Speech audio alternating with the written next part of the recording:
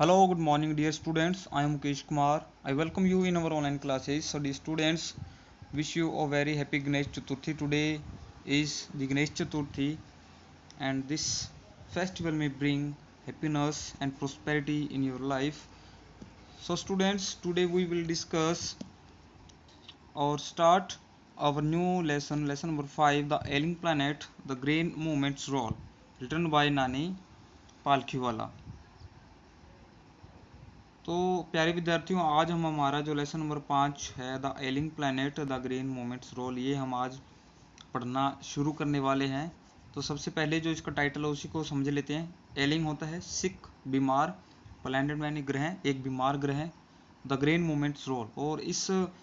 के दौरान जो ग्रीन मूवमेंट जो चला था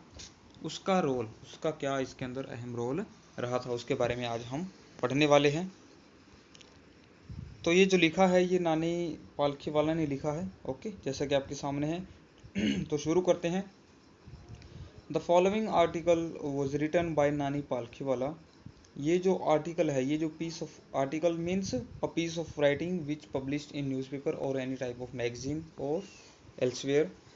कि ये जो नीचे आपको दिया गया एक आर्टिकल है, ठीक है, पूरा पूरा जो लेसन एक आर्टिकल के रूप में है, जो किसने लिखा था, नानी पालखीवाला ने, एंड पब्लिश, और किसमें छपा था ये, द इंडियन एक्सप्रेस ऑन 24 नवंबर 1994, 24 नवंबर 1994 को इंडियन एक्सप्रेस में ये आर्टिकल छपा था, ये लिखा था नानी पालखीवाला ने। The issue that he raised, वह मुद्दा जो इन्होंने उठाया था, रेज में उठाना, regarding the declining health of the earth continue to have relevance.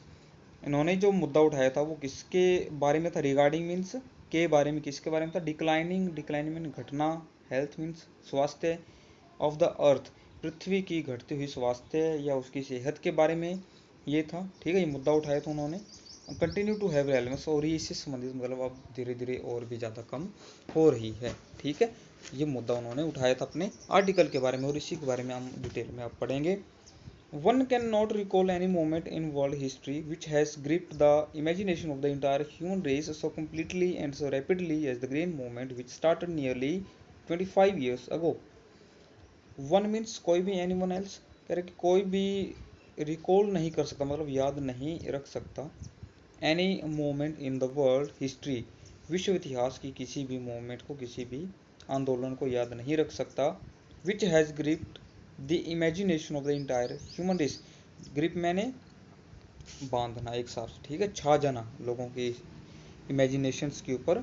छा जाना, कह रहे हैं कि जो कि छा जाए, ठीक है, the imagination of the entire human race, जो कि कम्प्लीटली जो ह्यूमन रेस, मानव जो जाति है उसके ऊपर छा जाए, सो कम्प्लीटली पूर्णतः है, एंड सो रैपिडली, और बहुत जल्दी से, जितना कि green movement, as the green movement which started, कह रहे हैं कि जितना ग्रीन मूवमेंट लोगों के दिलो दिमाग पे छा गई थी, उतनी कोई दूसरी घटना या कोई दूसरा आंदोलन या कोई दूसरी घटना नहीं छाई थी लोगों के ऊपर, ठीक है, जितना कि ग्रीन मूवमेंट थी, which was started nearly 25 years ago, जो कि लगभग 25 साल पहले शुरू हुई थी, ठीक है, एक मूवमेंट था, ये आंदोलन था। In 1972, the world's first nationwide Green Party was founded in the New Zealand. सन 1972 में वर्ल्ड की पहली जो राष्ट्रव्यापी एक ग्रीन पार्टी जो थी, वो उसकी जो फाउंडेशन थी वो कहाँ पर थी, न्यूजीलैंड में। उसको कहाँ बनाया गया था, स्थापित किया गया था, न्यूजीलैंड के अंदर स्थापित किया गया था। सिंस देन, सिंस मतलब सिंस देन का मतलब तभी से, the moment has not look back, इस मोमेंट ने पीछे मुड़ के नहीं देखा। We have shifted one hopes irrevocably from the mechanism view to a holistic and ecological view in the world. अगर वी हैव शिफ्टेड, शिफ्टेड मतलब क्या होता है, बदलना, हमने बदल लिया, वन होप्स एक उम्मीद से, irrevocably, irrevocably का मतलब क्या होता है, irrevocably का मतलब अपरिवर्तनीय ढंग से, मतलब एक ऐसी उम्मीद जो कि कभी बदलने वाली नहीं थी, हमने कभी उम्मीद भी नहीं की थी कि हम और हमारी जो सोच है वो बदल जाएगी। फ्रॉम द मैकेनिस्ट व्यू, ये कौन करे, न्यूजीलैंड के लगभग जो लोग हैं उनके व्यूज़ हैं, ठीक है। From the machinist view, machinist मतलब क्या होता है, यांत्रिक, ठीक है।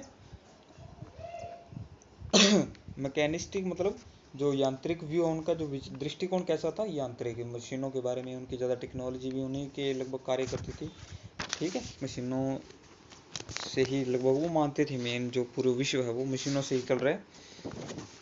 तो उनका जो व्यू था, यांत्रिक व्यू जो दृष्टिकोण से वो कैसे बदल गया उनका, ए holistic and ecological view of the world, पूरे विश्व का। होलिस्टिक मीन्स क्या होता है, खावा कर, view to a holistic, holistic means, holistic का मतलब होता है अखंड, ठीक है, अखंड रूप से, जो कि मतलब कंसिडर एज ए होल, मतलब सभी को एक समझना, to a holistic and ecological, ecological पर्यावरणीय, पर्यावरण की दृष्टि से, ठीक है। उनकी अब विचारधारा कैसे होगी, पर्यावरण और इस पूरे जो पर्यावरण के अंदर कुछ भी घटित होता है, पूरी पृथ्वी के ऊपर कुछ भी घटित होता है, तो उनका ये मानना था कि मान के चलिए कि अगर कुछ नुकसान हुआ है पृथ्वी को, मान के चलिए न्यूजीलैंड में हुआ है, लेकिन उसका अर्थ, उसका जो असर है वो तो पूरे विश्व को झेलना पड़ेगा, उसका असर तो पूरे विश्व में दिखाई देगा ना। तो उनका ये अब दृष्टिकोण वो है, हो गया था पूरे विश्व को लेकर के। It is a shift in human perception, it is मतलब एक बदलाव था, क्या था, एक ह्यूमन परसेप्शन का, मानवीय अवधारणा का, परसेप्शन मीन्स अवधारणा का, एज रेवोल्यूशनरी, एज रेवोल्यूशनरी का मतलब क्या होता है, क्रांतिकारी। ये कितना अब लोगों में इतना जो उनकी अवधारणा में इतना बदलाव आया था, ये क्रांतिकारी रूप ही था। एज दैट इंट्रोड्यूस बाय, जो कि एक इंट्रोड्यूस किया गया था, मतलब एक क्रांतिकारी विचार था, ठीक है, क्या था, by Copernicus, who taught mankind in the 16th century that the earth and the other planets revolve round the sun, जो कि 16वीं शताब्दी में कोपरनिकस ने बताया था पूरे मानवीय जाति को कि जो पृथ्वी और जो दूसरे प्लैनेट हैं वो घूमते हैं किसके, सूर्य के चारों ओर वो चक्कर लगाते हैं। For the first time in human history, और मानवीय इतिहास में पहली बार, there is a growing world wide consciousness that the earth itself is a real living organism, और पहली बार मानवीय इतिहास में एक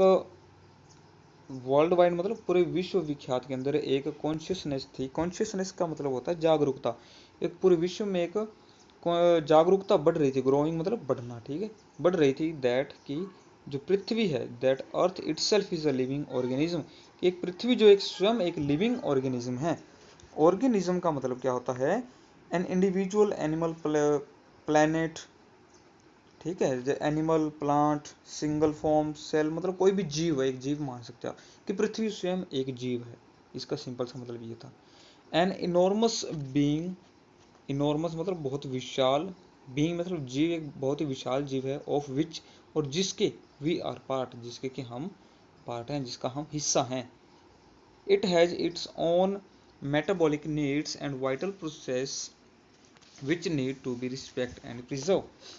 और कह रहे हैं कि it has its own metabolic, metabolic का मतलब relating to metabolism, the metabolism process led to